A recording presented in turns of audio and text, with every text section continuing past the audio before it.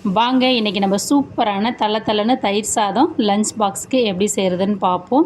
நம்ம தயிர் சாதம் செய்கிறதுனாலவே பச்சரிசியை தாங்க சூஸ் பண்ணணும். பச்சரிசியில் யூஸ் பண்ணி சாதம் வடித்து செஞ்சால் தான் நமக்கு தயிர் சாதம் நல்லா சூப்பராகவும் டேஸ்ட்டாகவும் இருக்கும். நான் இப்போ 1 கப் பச்சரிசி சாதம் வடித்து எடுத்து வச்சுருக்கிறேன். அது கூட 1 டீஸ்பூன் உப்பு ஆட் பண்ணிவிட்டு நல்லா நைஸாக மிக்ஸ் பண்ணி எடுத்துக்கிறேங்க. இதில் நான் 300 ml தயிர் ஆட் பண்ணிக்கிறேன். கெட்டி தயிர், புளிப்பு இல்லாத தயிர் ஆட் பண்ணிக்கிங்க.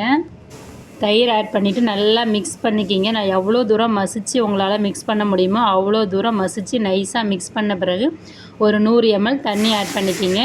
உங்களுக்கு தண்ணி வேணான்னா நீங்கள் காய்ச்சி ஆற வச்சுன்னா பால் கூட ஆட் பண்ணிக்கலாங்க. இப்போ நல்லா மிக்ஸ் பண்ணிவிட்டு நல்லா தள்ளன்னு இருக்குது. இப்போ வாங்க நம்ம தயிர் சாதத்தை தாளிச்சிடலாம். அடுப்பு ஆன் பண்ணிவிட்டு ஒரு பேனில் 2 ஸ்பூன் எண்ணெய், கடுகு, உளுத்தம்பருப்பு 1 டீஸ்பூன், காஞ்ச மிளகாய் 3, பச்சை மிளகாய் 2 ஆட் பண்ணிவிட்டு பொடியாக நறுக்கின இஞ்சி 1 டீஸ்பூன் ஆட் பண்ணிவிட்டு நல்லா பொரிய விடுங்க. பொரிஞ்ச பிறகு துருவி வச்சுருக்கிற 3 டீஸ்பூன் கேரட் ஆட் பண்ணிவிட்டு 1 நிமிஷம் நல்லா வதக்கிக்கிங்க. வதக்கின பிறகு அது கூட கருவேப்பிலை இலைகள் சிறிதளவு ஆட் பண்ணிவிட்டு அடுப்பு ஆஃப் பண்ணிவிடுங்க. ஆஃப் பண்ணிவிட்டு நம்ம இப்போ மிக்ஸ் பண்ணி வச்சுருக்கிற தயிர் சாதத்தில் இந்த தாளிப்பை ஆட் பண்ணிடலாங்க. இந்த தாளிக்கிற டயத்தில் நீங்கள் மாதுளம்பழம், திராட்சை பழம், மாங்காய் பொடியாக நறுக்குனது உங்களுக்கு புளிப்பு பிடிக்கணுன்னா ஆட் பண்ணிக்கலாங்க. நான் கொத்தமல்லி இலைகள், புதினா இலைகள் தூவிட்டு நல்லா மிக்ஸ் பண்ணிக்கிறேங்க. இப்போ நமக்கு சூப்பரான சுவையான தள்ளன்னு தயிர் சாதம் தயாராகிடுச்சிங்க. இதே மாதிரி செஞ்சு சாப்பிடுங்க.